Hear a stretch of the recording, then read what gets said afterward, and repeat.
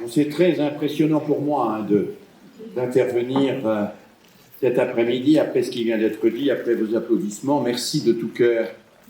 Merci de m'accueillir. Voilà. Alors la question, quelle pédagogie pour répondre aux défis d'aujourd'hui, est une question infiniment ambitieuse. Ambitieuse pour moi en particulier parce que vous êtes des spécialistes de la petite enfance et je ne suis pas un spécialiste de la petite enfance. Je connais un peu votre travail, je fréquente un certain nombre d'instituts de formation, je vais de temps en temps dans des crèches, je m'occupe un peu de péri, de parascolaire, mais je n'ai pas mené de travaux spécifiques, contrairement à mes collègues ce matin, sur la toute petite enfance. Donc c'est ambitieux et c'est un peu, disons le mot, casse-gueule pour moi que d'intervenir sur ce sujet devant vous cet après-midi. C'est ambitieux aussi parce que les défis d'aujourd'hui sont immenses. Tout va trop vite, tout va très vite. Et en recevant les enfants tous les matins, eh bien, vous mesurez à quel point les évolutions sont considérables. C'est ambitieux aussi parce que je sais à quel point c'est difficile pour vous au quotidien, tant les conditions de travail institutionnelles ont tendance à se dégrader. Alors certes, moins, on l'a dit ce matin ici en Suisse qu'en France ou en Italie, mais quand même, avec des pressions en termes d'obligation de résultats, pressions en termes de reporting quantitatif qui exercent sur le métier une violence incontestable. C'est difficile et ambitieux pour moi de répondre à cette question parce que je crains de contribuer à une sorte de culpabilisation professionnelle dont on nous a parlé ce matin et on vous a mis en garde contre cette culpabilisation. C'est vrai que nous sommes des professionnels, c'est vrai que nous nous inscrivons dans des institutions qui elles-mêmes s'inscrivent dans un contexte politique et social, et c'est vrai qu'il faut résister à cette tendance qui consiste à voir dans les personnes individuelles des coupables de tous les maux de la société. Cette société, nous la portons ensemble et c'est ensemble qu'il faut la changer. Cela a été dit également ce matin. Mais néanmoins, malgré toutes ces difficultés, je vais tenter de vous donner quelques pistes. Ce sont des pistes bien modestes et j'ai choisi de présenter mon intervention un peu comme un petit module de formation. C'est-à-dire non pas comme une conférence linéaire, mais comme une offre de quelques trajectoires possibles pour vous. Alors en introduction, je voudrais vous rappeler des choses tout à fait élémentaires pour moi. Les défis d'aujourd'hui sont nouveaux, sont nombreux, mais il faut les examiner à la lumière de ce que nous a appris l'histoire des doctrines pédagogiques, et vous êtes bien placés ici en Suisse, la patrie de Pestalozzi, la patrie de Rousseau, la patrie de Ferrière et Claparède, la patrie de Piaget. Vous êtes bien placés pour savoir l'importance de cet héritage qu'il nous faut sans cesse revisiter et dont nous devons sans cesse nous imbiber. Alors cet héritage, au fond, il est résumable en deux formules très simples. Deux formules dont la simplicité apparente ne doit pas cependant faire illusion parce qu'elle nous renvoie à une pratique bien compliquée. La première formule, c'est « tous les êtres sont éducables ». Oui, nous n'avons pas le droit à aucun moment de dire d'une personne « elle n'y arrivera pas ». Nous n'en avons pas le droit, non pas parce que nous savons qu'elle n'y arrivera pas, parce que nous ne pouvons pas savoir qu'elle n'y arrivera pas. Nous ne pouvons jamais savoir si nous avons épuisé tous les moyens d'éduquer quelqu'un, et comme nous ne pouvons jamais savoir si nous avons épuisé tous ces moyens, nous n'avons jamais le droit de dire « il n'y arrivera pas », quel que soit son handicap, quelle que soit sa difficulté. J'ai eu l'occasion dans ma vie professionnelle de travailler avec des éducateurs qui rééduquaient des enfants cérébrolésés, victimes d'accidents de la route, et pour lesquels il fallait parfois 1 année, 2 années pour qu'ils apprennent à reporter une cuillère à la bouche pour manger. Eh bien, ces éducateurs-là, ils m'ont appris cet entêtement fantastique que représente le principe d'éducabilité. Oui, il y arrivera. Je ne peux pas dire qu'il n'y arrivera pas tant que je n'ai pas essayé tous les moyens pour qu'il y arrive. Et comme je ne sais jamais si j'ai épuisé tous ces moyens, eh bien, je dois toujours avoir confiance en lui. À côté de ce premier principe, il y en a un second, et le second n'est pas complètement compatible avec le premier. Telle est bien la difficulté, c'est que si tout le monde est éducable, nul ne peut être éduqué contre son gré. Les individus ne sont pas des objets que l'on façonne, ce ne sont pas des robots que l'on fabrique, ni des individus que l'on dresse. On a pointé ce matin la tentation du dressage. Elle existe, cette tentation, et elle existe même chez nous, dans les moments de découragement. Ce serait tellement plus facile si l'on pouvait imposer aux enfants des comportements, si on pouvait, avec une sorte de behaviorisme de bas étage, les considérer comme des chiens de Pavlov et les faire venir à table au moment où ça sonne comme il faut, avec la salive à la bouche, prêts à manger proprement et dignement selon les consignes que nous leur avons données. Ce serait facile, ce serait simple, et ce ne serait pas de l'éducation. Ce serait du dressage. Alors, comment faire pour combiner ces deux idées? Tous les êtres sont éducables, nul ne peut être éduqué contre son gré. Eh bien, c'est Rousseau qui nous a sans doute donné la réponse la plus claire, mais c'est aussi une réponse assez mystérieuse. Rousseau dit « jeune instituteur », alors quand il parle des instituteurs, Rousseau, il ne parle pas des maîtres d'école. L'instituteur, c'est celui qui institue l'humanité dans l'homme, celui qui institue la liberté, celui qui institue la conscience, celui qui institue la réflexion, celui qui fait que le petit bébé devient un petit humain, devient un petit homme ou une petite femme capable de grandir en humanité. Alors, jeune instituteur, dit Rousseau, je vous prêche un art difficile, c'est de tout faire en ne faisant rien. Tout faire parce que je n'ai jamais fini d'inventer, le mot a été prononcé plusieurs fois ce matin, d'inventer des situations, de proposer des ressources, d'entrer dans des relations positives avec les personnes. Je n'ai jamais fini d'inventer, de réfléchir, d'imaginer des propositions pédagogiques, mais en ne faisant rien parce que c'est à lui de faire, c'est à lui et à elle de s'engager. C'est à lui et à elle de dire le premier mot, c'est à lui et à elle de passer de la compétence musculaire à la compétence linguistique, ce passage très complexe qui s'effectue dans les 2 ou 3 premières années de la vie et d'une manière extrêmement déterminante pour l'avenir de l'enfant. Le moment où l'enfant découvre que sa relation au monde, c'est pas de jeter les objets ou de les casser, mais c'est de parler, de travailler avec le symbolique pour que le monde soit pour lui autre chose qu'un objet qu'il doit affronter. Alors oui, tout faire en ne faisant rien pour que l'autre fasse, pour que l'autre ait le courage de grandir et le courage d'apprendre et le courage de découvrir et de s'engager dans des expériences nouvelles. On pourrait dire, et ce serait sans doute une formule plus adaptée à notre vocabulaire aujourd'hui, plutôt que de dire « jeune instituteur, je vous prêche un art difficile, c'est de tout faire en ne faisant rien », on pourrait dire de tout faire pour que l'autre se fasse. De tout faire pour que l'autre se fasse. Et au fond, notre métier d'éducateur, d'éducatrice, c'est ça. Tout faire, inventer, imaginer, chercher, réfléchir, proposer pour que l'autre trouve en lui la force, le courage et les moyens de grandir en humanité dans tous les plans, celui du langage, celui de l'affectivité, celui du développement social et sociétal. Alors à partir de cette idée toute simple, je vous propose une sorte d'itinéraire dans les propositions pédagogiques.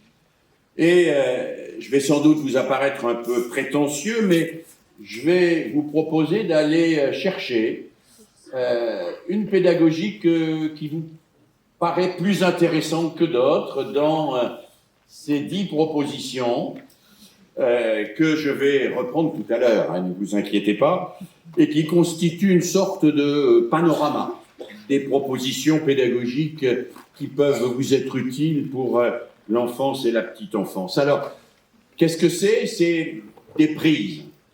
J'aime bien la métaphore du mur d'escalade. Vous êtes chaque jour devant cette difficulté. Il faut élever les enfants, il faut les accompagner, il faut qu'ils grandissent. Il faut le faire et pourtant il ne faut pas les soumettre à ces injonctions dont on nous parlait ce matin dans cette crèche tunisienne. Oui, il faut les aider, il faut leur proposer des choses pour qu'ils avancent. Alors à quoi nous accrocher pour cela? Eh bien, je vous propose une dizaine de prises. Ce sont des prises pour votre invention, ce sont des prises pour que vous avanciez dans votre travail, ce sont des prises auxquelles vous pouvez réfléchir individuellement ou collectivement dès lors que vous vous trouvez confronté à des difficultés professionnelles. Alors nous allons les reprendre une par une, bien sûr, et ne vous inquiétez pas, je ne mettrai pas trop de temps pour chacune d'entre elles, parce que tout au fond renvoie à la même idée, à l'idée qui a été aussi évoquée ce matin. Il s'agit d'une pédagogie du sujet d'un sujet que l'on aide à émerger. C'est ça, éduquer. Éduquer, c'est mettre en place des situations, des ressources qui permettent au sujet et à sa liberté d'émerger. Alors, prenons le premier point, une pédagogie du sursis. Une pédagogie du sursis, et c'est le grand pédagogue Janusz Korczak qui a le mieux et le plus réfléchi sur cette question. Vous savez que Korczak, c'est l'auteur en 1921 de la première déclaration des droits de l'enfant. Korczak est celui qui a écrit ce livre extraordinaire, Comment aimer un enfant, où il nous montre que l'amour, c'est pas forcément la compassion un petit peu facile que l'on peut éprouver pour l'infantile. Hein? Korczak dit très bien, on peut aimer l'infantile dans l'enfance, mais aimer l'infantile dans l'enfance, c'est pas l'aider à grandir. Korczak est un homme d'une lucidité extraordinaire. Et cette lucidité, il l'a mise au service de son inventivité pédagogique. Et ça n'est pas sa spontanéité. Sa liberté, c'est l'accès progressif, lent, compliqué à la réflexivité. Alors, je partage évidemment les remarques qui ont été faites ce matin sur les neurosciences, et je ne voudrais surtout pas qu'on en fasse l'alpha et l'oméga de la réflexion éducative. Mais il y a quelques éclairages intéressants dans les neurosciences, et en particulier, je pense aux travaux d'Olivier Houdet ou de Grégoire Borst, qui nous informent sur le rôle fondamental dans la croissance et le développement de l'individu du cortex frontal. Ce cortex frontal, vous savez, c'est la partie qui est apparue la plus récemment dans l'évolution de Sapiens Sapiens. C'est ce que nous avons ici au devant, sur le front. Et ce cortex frontal, nous disent et nous montrent les neurosciences, a une fonction fondamentale qui est d'inhiber les pulsions immédiates. Chaque individu a des pulsions immédiates qu'il voudrait voir satisfaites, et c'est normal, c'est légitime, c'est bien. Mais en même temps, c'est en sursoyant à ces pulsions qu'il peut entrer dans le langage, qu'il peut entrer dans l'échange, qu'il peut entrer dans la réflexion.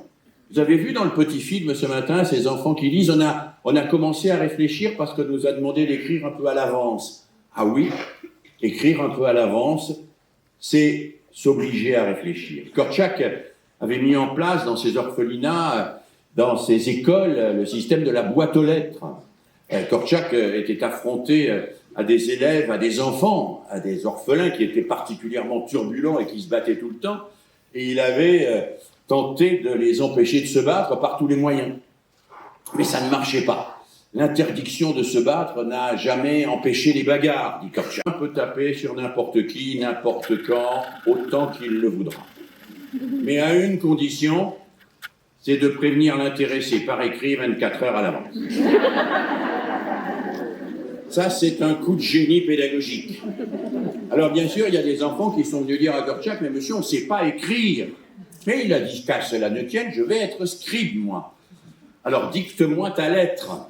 Et les enfants venaient auprès de Korczak dire, je voudrais agresser mon copain demain.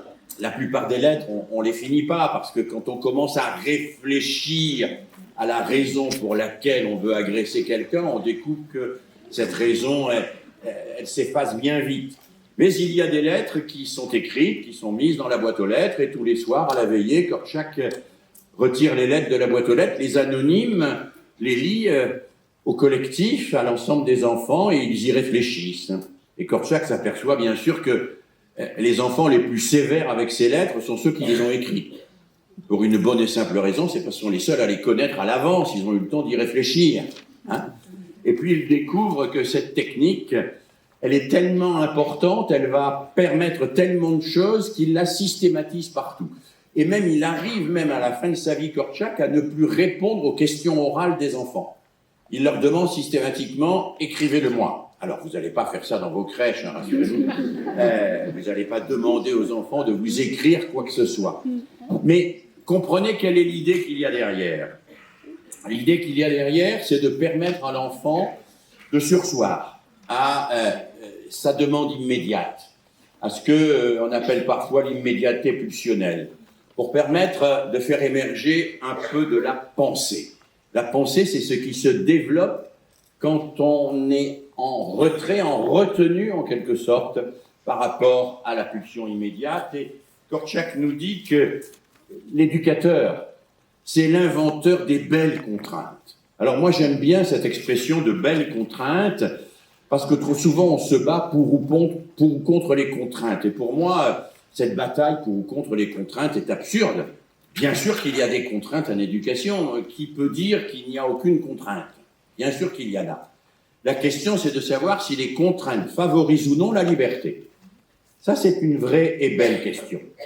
Quand Korczak dit à ses enfants qui ont 8, 10, 12 ans, « Vous devez réfléchir avant de vous battre et je vous demande d'écrire », il invente une contrainte qui permet de réfléchir, c'est-à-dire qui permet de passer de la pulsion à la pensée, qui permet de passer de l'immédiateté à la réflexivité, qui permet de passer de cette volonté de mettre le monde à son service à une réflexion sur la manière d'habiter dans ce monde.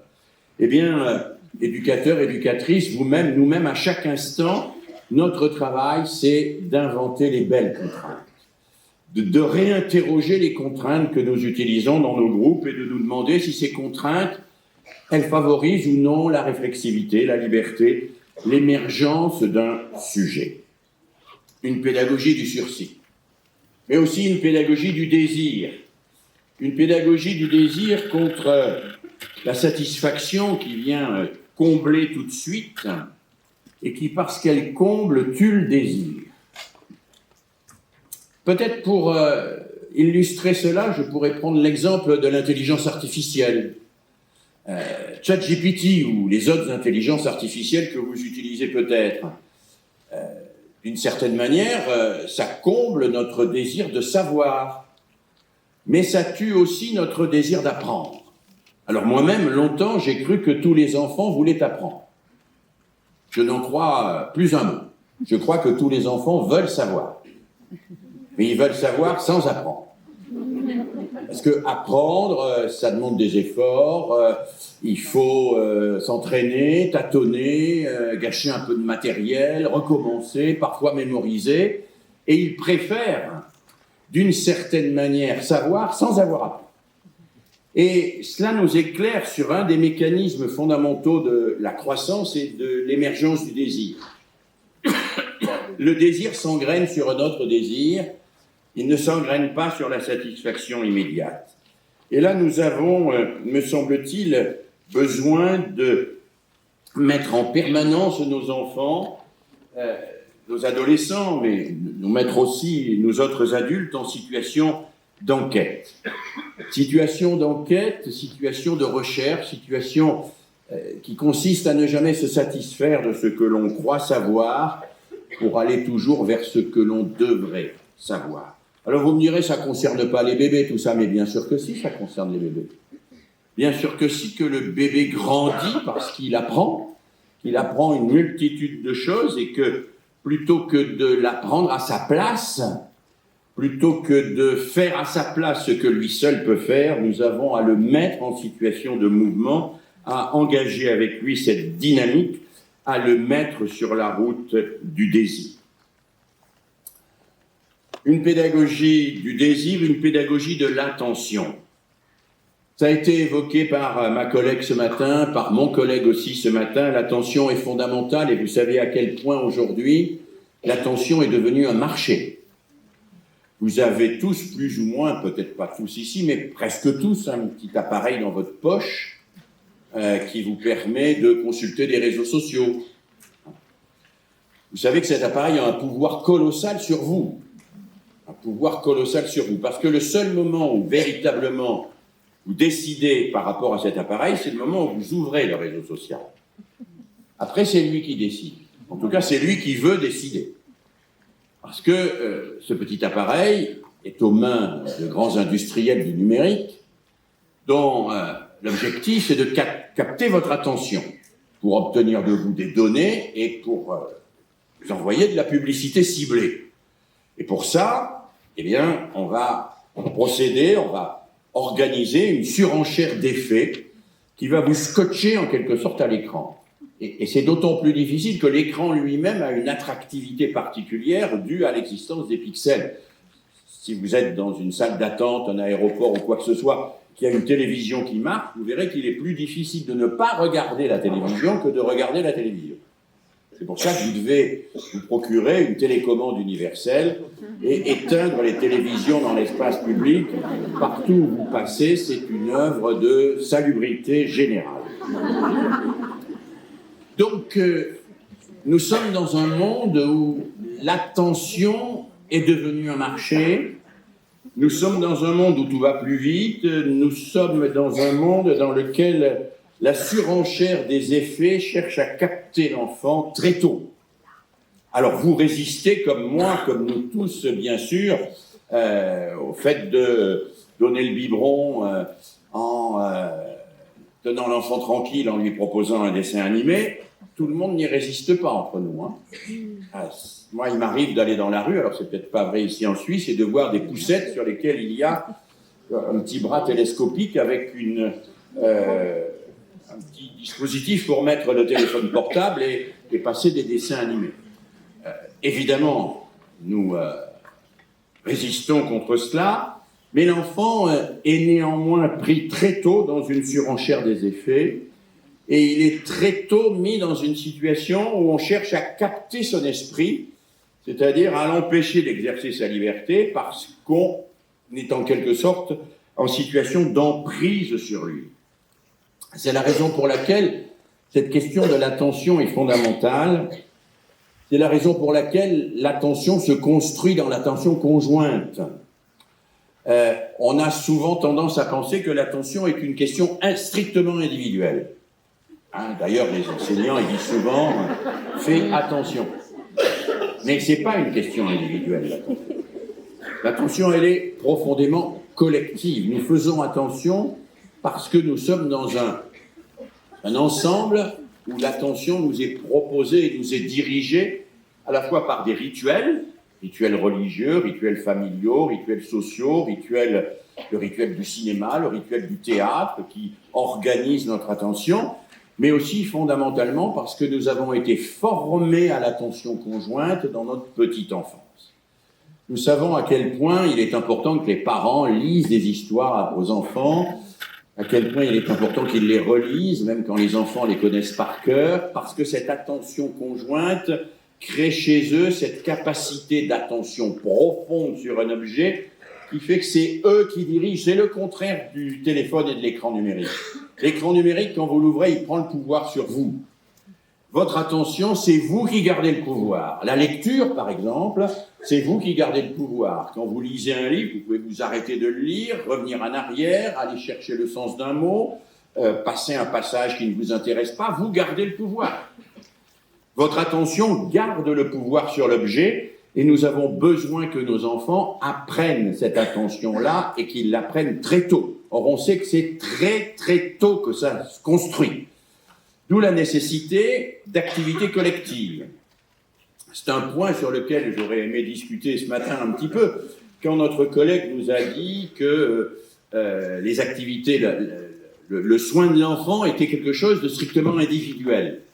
Je pense qu'il nous faut des relations strictement individuelles, mais qu'il nous faut aussi très tôt des collectifs, construire des collectifs. Et construire des collectifs autour du récit, autour de quelque chose qui va permettre de capter l'attention des enfants, est évidemment quelque chose de tout à fait fondamental. Alors, pédagogie de l'attention, en même temps, et au-delà, je dirais volontiers une pédagogie de la main. Cette question des écrans est une question très importante et dont on voit les dégâts, en particulier à l'adolescence. Toutes les recherches internationales nous disent qu'il n'y a qu'un contrepoint réel aux écrans, c'est la main. C'est-à-dire le faire. Le fait de se trouver confronté à de la fabrication. Faire avec du carton, faire avec du bois, faire avec de la terre, faire avec tout ce que vous voulez, c'est faire. Parce que là encore, ça inverse le rapport de domination et de sidération que l'écran a sur nous. Dans le faire, nous rencontrons l'objet qui nous résiste et avec lequel nous devons apprendre à faire. Et ça, c'est formidable, c'est extraordinaire. Mon collègue Matthew Crawford, qui est à la fois professeur de philosophie à Harvard et en même temps, ce qui est assez curieux et intéressant, réparateur de motocyclettes chez le garagiste de son quartier, eh bien, Matthew Crawford nous a expliqué dans ses deux ouvrages qui sont, je crois, l'éloge du carburateur pour le premier et Contact pour le second, à quel point pour l'enfant, le fait d'avoir des activités manuelles était fondamental pour son développement intellectuel. Ça peut paraître bizarre, mais c'est ainsi. C'est fondamental. L'activité manuelle met l'enfant au contact d'un réel qui lui résiste et lui apprend à réfléchir.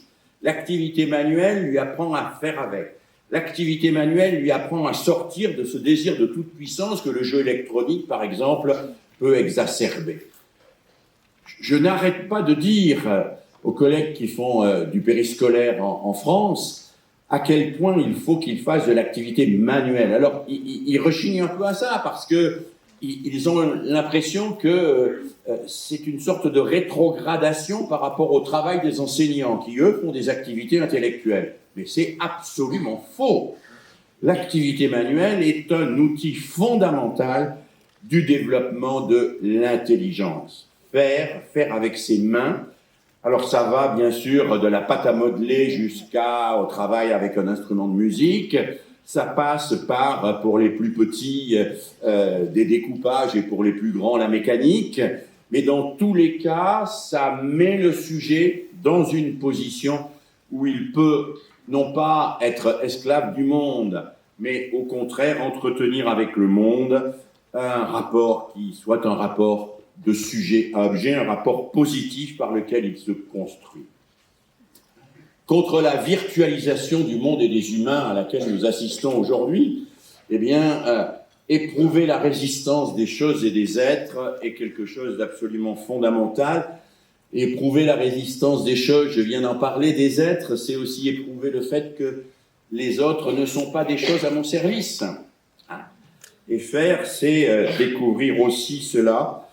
L'éloge du bricolage, à tous les âges et le plus vite possible, l'éloge du bricolage, l'éloge de la main, ce qui n'est pas contradictoire avec l'éloge du langage que j'ai fait tout à l'heure, mais qui est profondément solidaire.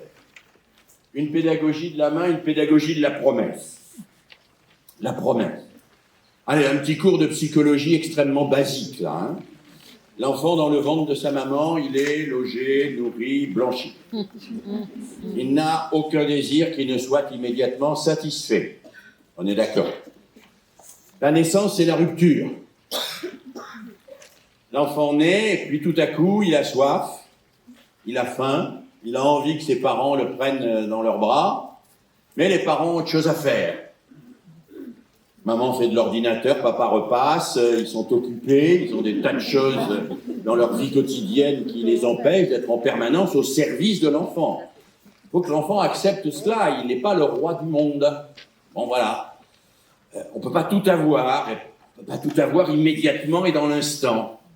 Il faut donc qu'il apprenne, alors je vais dire un gros mot, mais c'est un mot fondamental pour moi, la frustration. Voilà. Il faut apprendre qu'on peut être frustré, qu'on peut ne pas tout avoir tout de suite, immédiatement. Bon. que parfois il faut attendre, on parlait du sursis tout à l'heure, que parfois même il faut renoncer à certaines satisfactions. Mais pourquoi et comment l'enfant accepte-t-il d'être frustré? Il accepte d'être frustré parce que simultanément, ses parents lui disent « Tu ne peux pas avoir tout ce que tu veux, mais nous te promettons de ne pas t'abandonner et de veiller sur toi. » Et cette promesse, elle est une promesse de satisfaction plus grande que celle auquel je te demande de renoncer maintenant. Il y a quelque chose de fondamental qui se joue dès la toute petite enfance dans le couple frustration-promesse. Frustration-promesse, oui, je ne peux pas tout avoir. Mais au nom de la promesse de quelque chose de possible, je peux accepter certaines frustrations. Or, mes amis, le couple frustration-promesse est en crise aujourd'hui. Il est en crise parce qu'un certain nombre de parents, et je ne leur jette absolument pas la pierre parce que c'est compliqué d'être parent aujourd'hui, ils n'ont plus envie de frustrer leurs enfants. Ils pensent que la frustration est en soi une mauvaise chose et que toute frustration est une forme d'agression insupportable pour l'enfant. Ce couple est en crise parce que certains vont se réfugier dans la frustration mais sans aucune promesse, sans incarner la promesse de satisfaction future et d'un bonheur qui va arriver ou qui est déjà là, précisément en raison de la présence de l'adulte qui veille sur l'enfant et qui en prend soin. Ce couple frustration-promesse, il est en crise aussi parce que nos enfants, comme nous-mêmes, sont soumis à un matraquage publicitaire qui nous dit en permanence « fais ton caprice, ça fait marcher le commerce ». Que nos enfants sont parfaitement intelligents et ont tout à fait compris comment on peut mettre les adultes en concurrence pour obtenir tout ce qu'on veut. Les adultes sont des gens qui veulent être aimés, et au nom du fait qu'ils veulent être aimés, ils sont capables de donner à l'enfant absolument tout ce qu'ils veulent et d'éviter la moindre frustration. Si la maman frustre, la belle-mère satisfait, et ainsi de suite, et ainsi de suite. Donc nous vivons dans un monde où la frustration et la promesse s'articulent mal. Et nous avons pour nous, éducateurs, éducatrices, un enjeu fondamental. Un enjeu fondamental qui est d'incarner ce couple frustration-promesse. Tout n'est pas possible dans une crèche, dans un accueil périscolaire, dans un collectif. Il y a des frustrations inévitables. C'est comme ça. Je ne peux pas voler, mais je ne peux pas non plus exiger de tout le monde que tout le monde soit à mon service et que mon désir fasse la loi. Ce n'est pas possible. Mais cela au nom d'une promesse. Au nom de la promesse que j'incarne moi, l'adulte, cette promesse que le collectif dans lequel nous sommes, eh bien, il va nous donner de la satisfaction et de la joie bien au-delà de celle des satisfactions que nous avons évitées. Oui, contre la satisfaction immédiate, il est important aujourd'hui, face à ce que mon collègue Bernard Stiegler appelle le capitalisme pulsionnel, il est important de permettre à l'enfant d'assumer les frustrations inévitables en travaillant avec lui sur son rapport à l'avenir. Son rapport à l'avenir... Alors attendez, voilà, ça va marcher. Son rapport à l'avenir, pas le rapport au futur, hein. Le futur, il est ce qu'il est. Il est 16h08, dans 2 minutes, il sera 16h10, c'est le futur. Je n'ai pas pouvoir sur le futur, mais j'ai pouvoir sur l'avenir. L'avenir, c'est ce que je vais faire du futur. Voilà.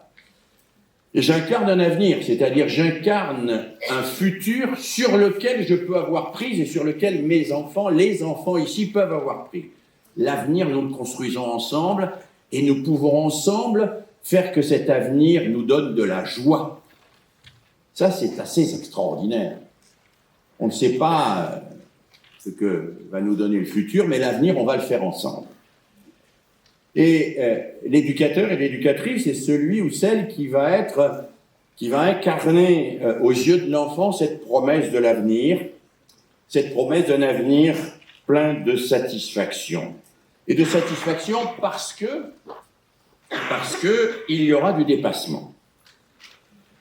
Pédagogie du dépassement. Je m'inquiète aujourd'hui de voir monter en puissance toutes les formes que j'appelle d'essentialisation et d'enfermement. L'essentialisation, c'est quoi? L'essentialisation, c'est le fait de réduire une personne à une étiquette. Alors la pire essentialisation, bien sûr, c'est le racisme, mais il y a d'autres formes d'essentialisation. Quand on dit cet élève est un cancre, on l'a essentialisé, il est un cancre. Et puis il y a des essentialisations qu'on voudrait bienveillantes. Jules est dyslexique. Très bien. Ça m'intéresse de savoir que Jules est dyslexique parce que je vais lui permettre de travailler particulièrement sur l'oral, sur l'écrit d'une manière un peu différente des autres. Mais qu'est-ce qui est pire que de mettre un signe égal entre Jules et dyslexique? Parce que Jules n'est pas que dyslexique.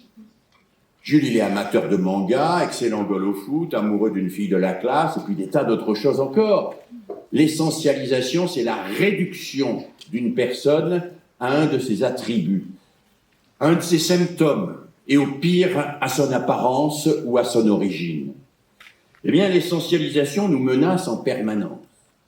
Nous avons en permanence la tentation d'enfermer les gens dans ce qu'ils ont été, alors que nous sommes, nous autres éducateurs et éducatrices, nous sommes des fabricants de dépassement. Nous sommes tous, vous et moi, des êtres contingents. On est né ici, hein, on n'est pas né à Gaza, on n'est pas né en Ukraine, on a de la chance. On est né avec une culture, on est né avec un nom, un prénom, on est né avec une langue. Tout ça, c'est contingent, on n'y peut rien. On n'y peut rien. Moi, je m'appelle Philippe à cause de Pétain, parce que mes parents étaient pétainistes et admiraient le maréchal, et j'ai vécu toute mon enfance entouré de portraits du maréchal Pétain. C'était désagréable parce que mes copains sortaient de la résistance, mais bon, mais j'y peux rien. Personne ne peut me le reprocher ni me dire que je suis coupable de cela. Je suis fait, nous sommes faits, tous les enfants sont faits. Ils sont faits par toute une série de phénomènes contingents auxquels ils ne peuvent rien. Mais la question que pose un éducateur à un enfant, c'est qu'est-ce que tu vas faire de ce qui t'a fait? Tu es fait, mais tu peux faire autre chose que ce qui t'a fait. Et pour ça, je suis là pour t'aider à découvrir, pour t'aider à te dépasser, pour t'aider à faire des choses que tu n'aurais jamais imaginé pouvoir faire ou savoir faire. Le dépassement, c'est au cœur de la pédagogie, c'est au cœur de l'éducation. C'est grâce au dépassement que, alors, chacun va pouvoir devenir meilleur que lui-même. C'est la belle formule qu'Albert Jacquard, avec qui j'ai eu le bonheur de collaborer pendant plusieurs années, c'est la belle formule que Albert Jacquard proposait chaque fois qu'il rencontrait des éducateurs et des éducatrices et qu'il parlait d'évaluation. Il disait « L'évaluation, ça n'est pas fait pour savoir si je suis meilleur ou moins bon que les autres, c'est fait pour devenir meilleur que moi-même. » Aider chacun à s'évaluer, tout petit, c'est possible, mais pas à s'évaluer pour se comparer à d'autres, mais à s'évaluer pour découvrir ce que l'on peut faire d'autre et pas se comparer à d'autres. C'est pour ça qu'il nous faut aider nos enfants à s'évaluer, mais à s'évaluer positivement, bien sûr, et à s'évaluer pour progresser. Une pédagogie du dépassement, une pédagogie de la proposition. Proposition parce que il y a une phrase d'un psychologue russe qui s'appelle Léontiev que je rappelle souvent. Léontiev dit « Tant que le désir n'a pas été satisfait une première fois, il ne connaît pas son objet. » Tant que le désir n'a pas été satisfait une première fois, il ne connaît pas son objet. Ça veut dire quoi? Ça veut dire que je ne peux pas désirer faire du théâtre si je n'ai pas eu l'occasion de découvrir le plaisir qu'il y a à faire du théâtre. Je ne peux pas désirer faire du foot, faire de la couture, si je n'ai pas eu l'occasion de découvrir le plaisir qu'il y a à faire du foot et de la couture. Ça veut dire qu'attendre l'émergence d'un désir en matière culturelle, c'est renvoyer systématiquement à l'inégalité. Ça veut dire que notre rôle, il est bien celui de proposer des choses nouvelles, de proposer de découvrir des choses nouvelles pour ne pas s'en tenir à l'inégalité des demandes spontanées pour découvrir de nouveaux possibles. Oui, découvrir de nouveaux possibles. C'est la raison pour laquelle je crois beaucoup que éduquer, c'est proposer. Alors, proposer sans contraindre, mais proposer. J'ai été pendant une partie de ma vie responsable dans une région française de ce qu'on appelle l'accueil des élèves décrocheurs ou décrochés dont on parlait ce matin. Et je recevais régulièrement des éducateurs, des animateurs qui me disaient « mais on leur propose quelque chose, puis ils n'en veulent pas. Ils disent, alors cette expression n'existe peut-être pas chez vous, j'en ai rien à foutre. » Ouais, ça existe quand même ici. Et qu'est-ce qu'on peut faire? Puisque vous nous dites, Monsieur Mérieux, qu'il ne faut pas contraindre les enfants et les éduquer malgré eux, qu'est-ce qu'on peut faire? On leur propose quelque chose, bon. Et alors il m'est venu, alors la personne ne s'en souvient, vous êtes tous beaucoup trop jeunes pour vous en souvenir, puis vous êtes aussi dans un autre territoire, mais il m'est venu à ce moment-là, pourquoi? Ça c'est les mystères de l'inspiration, les paroles d'une chanson que on chantait dans ma jeunesse et qui était interprétée par Richard Anthony. Personne ne s'en souvient de Richard Anthony ici. Et les paroles de cette chanson, le titre de cette chanson, c'était « Donne-moi ma chance encore ». Et alors j'ai dit à ces moniteurs, ces éducateurs, quand un gamin vous dit « j'en ai rien à foutre », vous traduisez. Ça veut dire toujours « donne-moi ma chance encore ».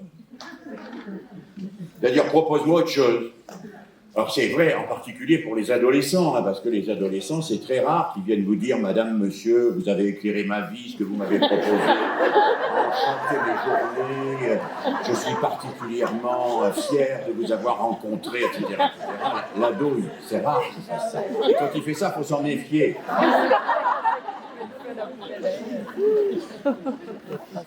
Mais l'enfant comme l'ado, ils sont là à attendre. Et puis, nos propositions, eh bien, elles ne viennent pas toujours parce que parfois on se dit que proposer, on ne sait pas quoi proposer, ou proposer, certains même imaginent que c'est contraindre la liberté.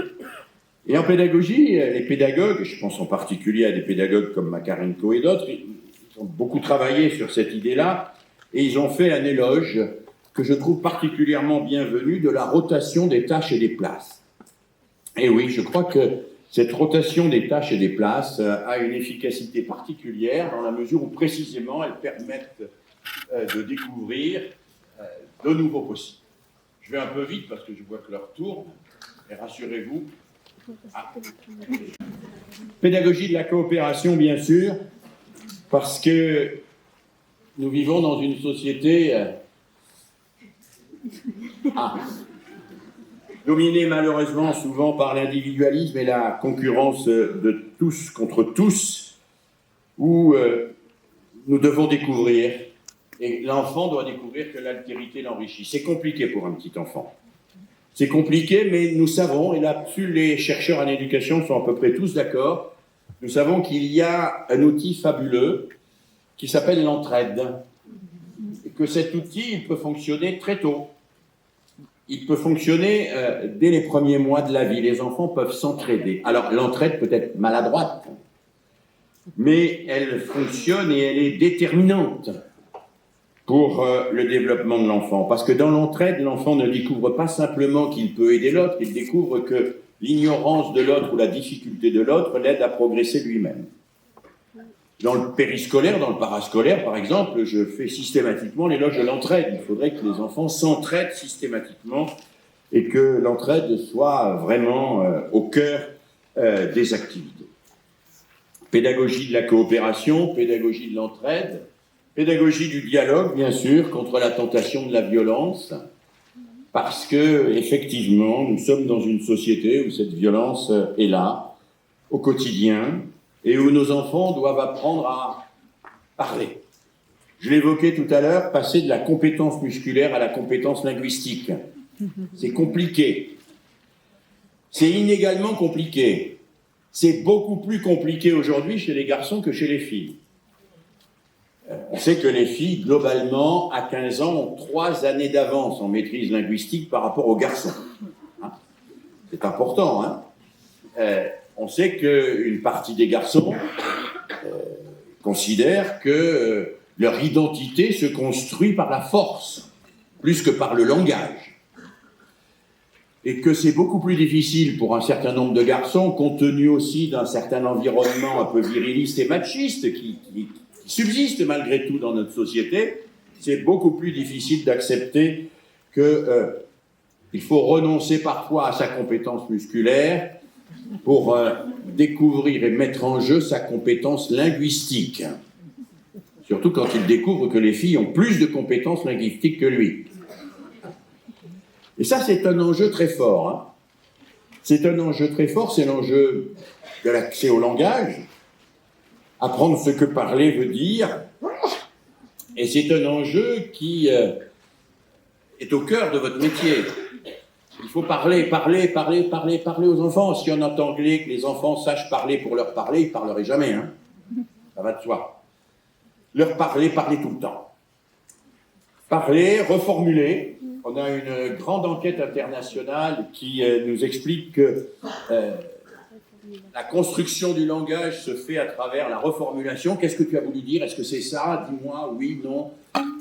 Tout ce travail par lequel on accède ensemble à un langage et à un partage est évidemment tout à fait fondateur. Et puis je termine une pédagogie du récit. Ma collègue a parlé du récit ce matin où il racontait. Raconter parce que le récit, c'est l'outil contre l'innéisme et le fatalisme.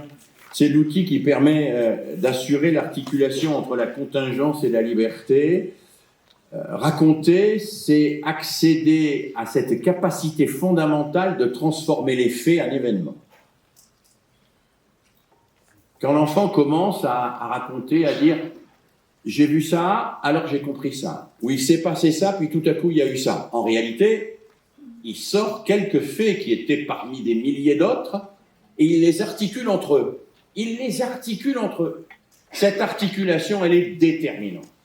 Quand l'enfant commence à raconter, il entre dans une forme d'intelligence absolument fondamentale et il va être capable de se raconter et il va être capable, à travers le fait de se raconter, il va être capable de se construire et de se créer.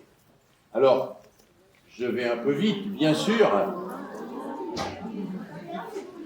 Non, ne vous inquiétez pas, il n'y avait rien. Ah, alors. Non, alors, je voudrais vraiment revenir. Voilà. Non, c'est bon. Non, c'est bon parce que j'ai l'œil sur la montre. Et je vais vite. Alors, vous voyez, j'ai fait une sorte de vagabondage à travers un certain nombre de mots. Je suis parti du sursis, désir, attention, la main, la promesse, le dépassement, le dialogue, le récit, la proposition. Évidemment, pourquoi je vous ai proposé tout ça? Parce que vous allez vous accrocher à un ou deux de ces éléments. Ces éléments, ils sont en interaction en permanence. Et on peut s'accrocher à l'un pour revisiter toute sa pratique et réexaminer en quelque sorte ses intentions pédagogiques et ses modalités d'intervention. Oui, c'est à travers ces quelques éléments que je souhaitais vous présenter qu'on peut construire une pédagogie du sujet. C'est-à-dire une pédagogie qui permet à chacun et à chacune de s'émanciper, mais de le faire dans un collectif solidaire. Parce que voilà les deux enjeux majeurs pour une pédagogie pour aujourd'hui. Je reviens au titre de cette intervention. L'émancipation et la solidarité. L'émancipation, c'est sortir de toutes les formes de domination et d'emprise, penser par soi-même, participer comme un citoyen à un espace démocratique. Ça, c'est l'émancipation. La solidarité, c'est découvrir que nous sommes solidaires et que nous pouvons activer cette solidarité pour le meilleur ou la refuser, et alors c'est le pire. Eh bien, faire découvrir très tôt aux enfants qu'ils peuvent s'émanciper, mais qu'ils le font dans un collectif solidaire, et que ce collectif aide à l'émancipation de chacun de la même manière que l'émancipation de chacun aide à la construction du collectif, c'est possible. C'est possible, et je crois que ça se fait dans le moindre geste au quotidien. Dans le moindre geste au quotidien, c'est non seulement possible, mais faisable, et vous en faites l'expérience tous les jours. Alors, les défis d'aujourd'hui sont immenses, mais pour nous rassurer, j'ai retrouvé cette citation d'un grand pédagogue helvétique, Pestalozzi, qui, à la fin de sa vie, dans le Chant du Cygne, écrivait ceci. Un jour, alors nous sommes en 1826, donc il y a déjà quelque temps, 1826. Calculez, ça fait 2 siècles. Un jour, lorsque nos temps seront passés, lorsqu'après un demi-siècle, il pensait qu'en 50 ans, ça pourrait se faire, une nouvelle génération nous aura remplacés, lorsque l'Europe sera tellement menacée par la répétition des mêmes fautes, par la misère croissante du peuple et par ses dures conséquences, quand tous les appuis sociaux en seront ébranlés, alors peut-être on accueillera la leçon de mes expériences et les plus éclairés en viendront à comprendre que c'est seulement en anoblissant les hommes qu'on peut mettre des limites à la misère et aux fermentations des peuples ainsi qu'aux abus du despotisme, de la part soit des princes, soit des multitudes. Alors, cette phrase de Pestalozzi, elle me touche beaucoup parce qu'il constate que les défis sont considérables. Et il propose une perspective. Ennoblir les humains. Ennoblir les humains. Et je trouve que cette perspective est très belle. Et je trouve que c'est peut-être la perspective dont nous avons le plus besoin aujourd'hui, au moment où certains nous disent que la machine va tout remplacer, au moment où certains nous disent que le monde est condamné, ennoblir les humains, croire en l'humanité dans chacun d'entre nous et dans chacun des enfants qui nous sont confiés, en espérant qu'il ne nous faudra pas 2 siècles de plus pour que nos sociétés comprennent qu'au cœur de leur développement, le principal et le seul investissement important, c'est vous, c'est-à-dire les éducateurs et les éducatrices. Voilà, merci de votre attention.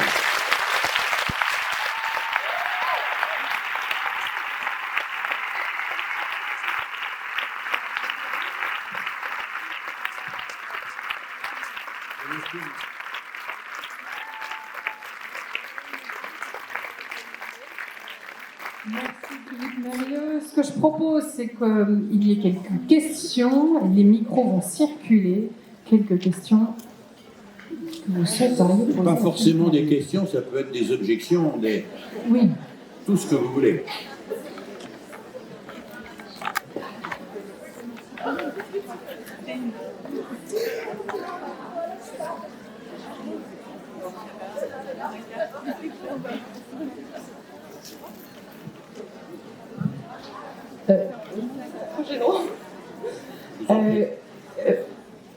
Ici. Oui, bonjour, merci pour cette conférence, c'était vraiment très intéressant. Je voulais relever quelque chose, je ne sais pas si c'est une question, une objection, mais je trouve qu'il y a de plus en plus de violence chez les adolescents, notamment avec la série Adolescence qu'on a pu voir récemment sur Netflix. Et je voulais savoir un peu ce que vous en pensiez, parce que je trouve qu'avec justement les téléphones, ils ont de la peine à dissocier le vrai du faux. Qu'est-ce qui est réel ou pas, et à réfléchir sur leurs pulsions. Donc ça me fait très peur pour les générations qu'on accompagne actuellement, qui sont très petits, mais qui grandiront un jour. Oui, vous avez raison, les enquêtes montrent qu'il y a une montée de la violence qui est inégale. Encore une fois, elle touche bien plus les garçons que les filles. Elle est profondément liée. Vous évoquez Netflix, peut-être la série Adolescence. Elle est profondément liée à la montée du machisme viriliste, qui est dénoncé d'ailleurs très justement dans cette série.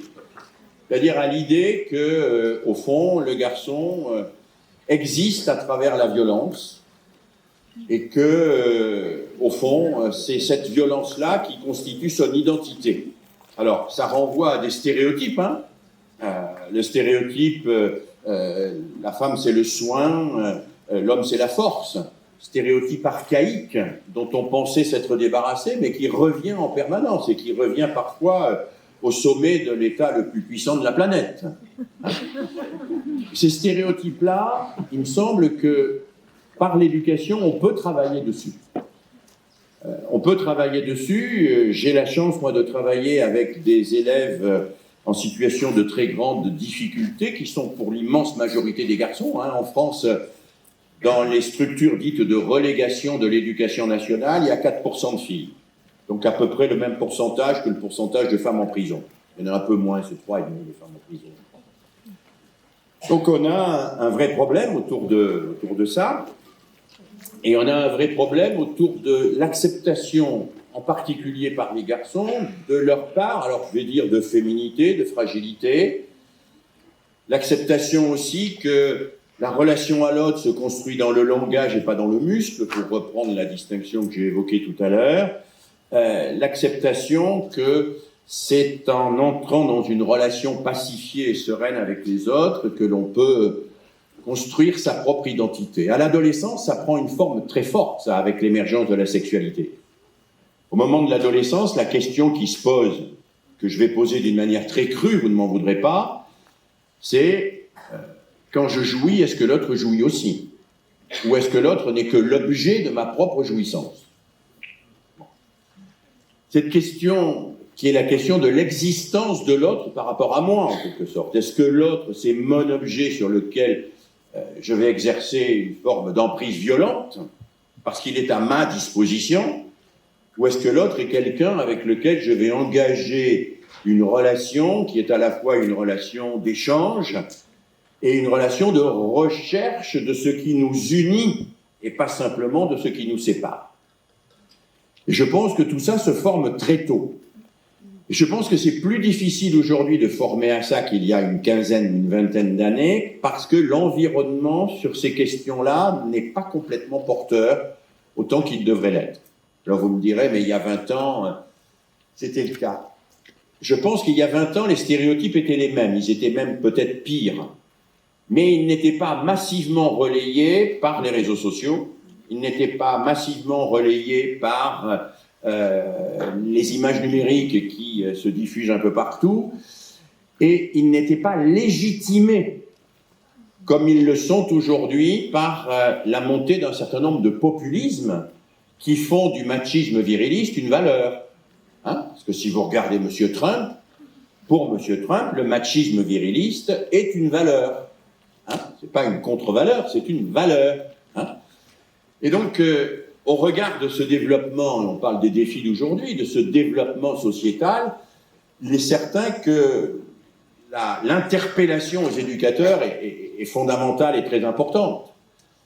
Et interpellation qui vous concerne et qui concerne les éducateurs très tôt, très tôt.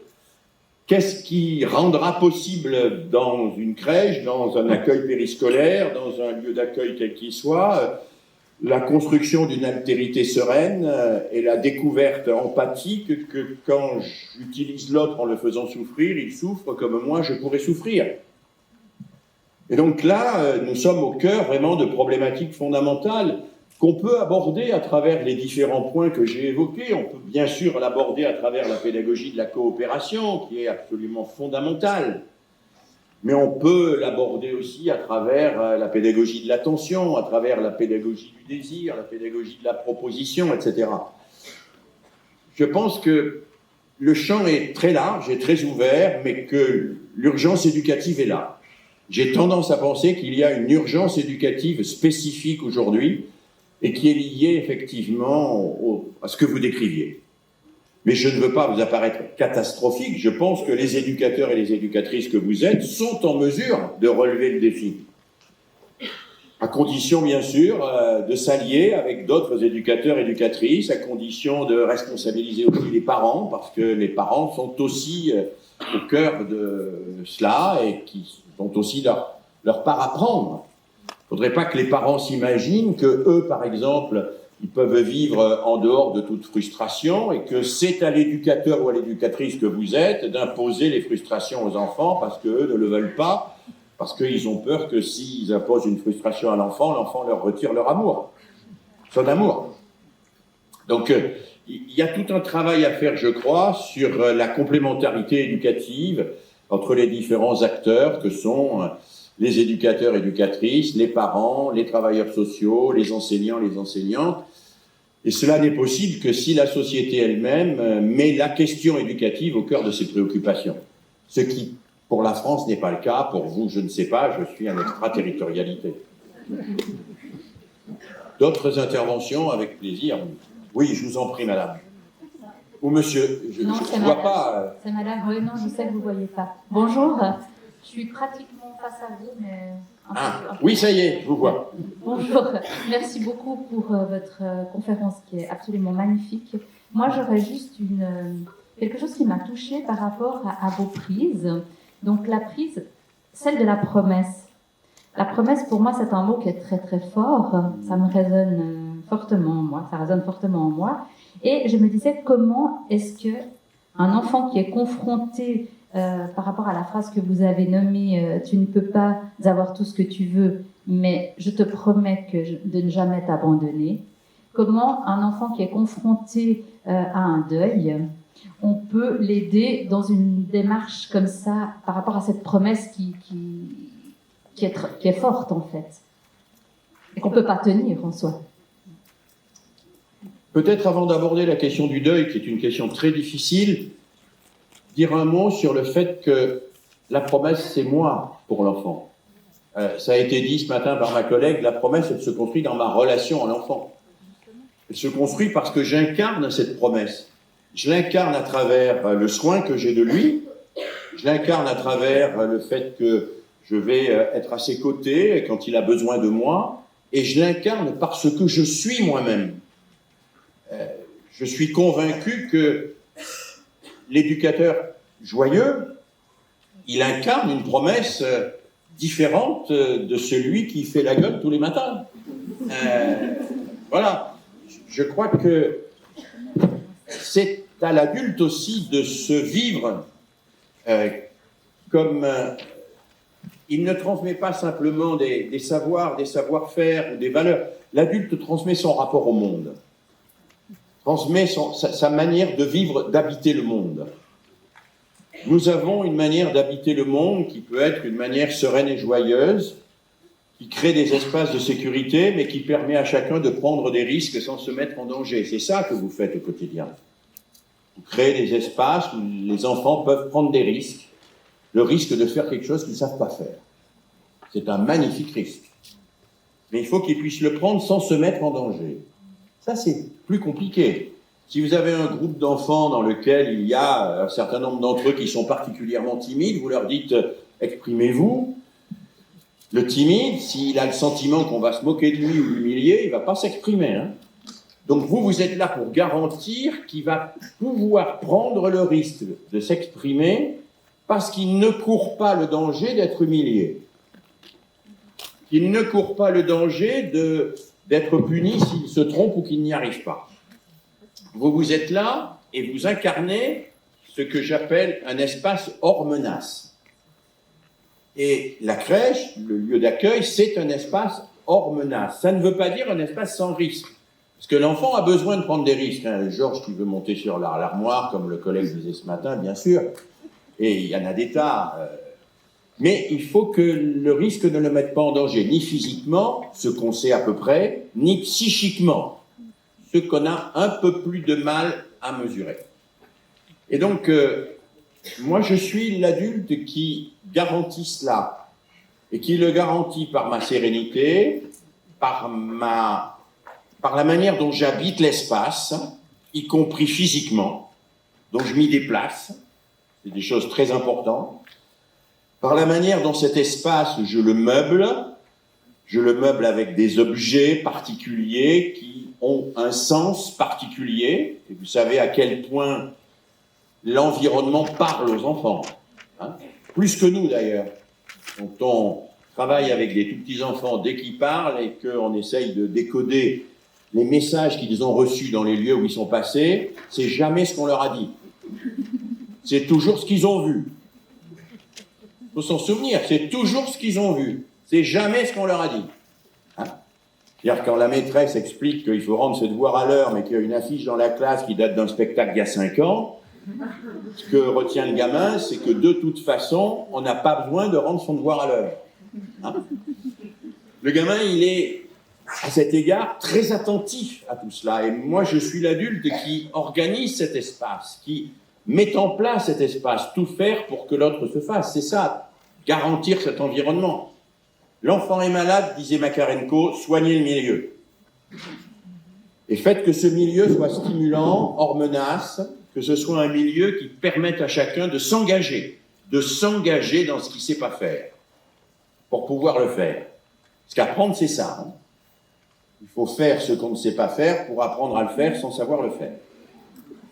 C'est vrai pour la parole, c'est vrai pour marcher, c'est vrai pour tous les savoirs que l'on peut imaginer. Et il faut oser à un moment faire sans savoir faire. Et donc, disposer de cet environnement qui est, pour vous, gage à la fois de sécurité et de bienveillance, de confiance. Alors après, il y a des moments, et vous évoquez le deuil, il y a des moments où le monde s'effondre sous nos pieds. Et où nous avons le droit, nous autres adultes, aussi de dire que le monde s'effondre sous nos pieds, que le deuil est quelque chose de terrible, mais que la vie continue, et que nous sommes là pour garantir que la vie continue et qu'elle est encore porteuse d'espoir et d'avenir. Quand je disais tout à l'heure, d'une formule un peu rapide, transformer le futur en avenir pour l'enfant, c'est un enjeu majeur. Le futur, il a lieu tout le temps, l'avenir, c'est ce que je vais faire du futur.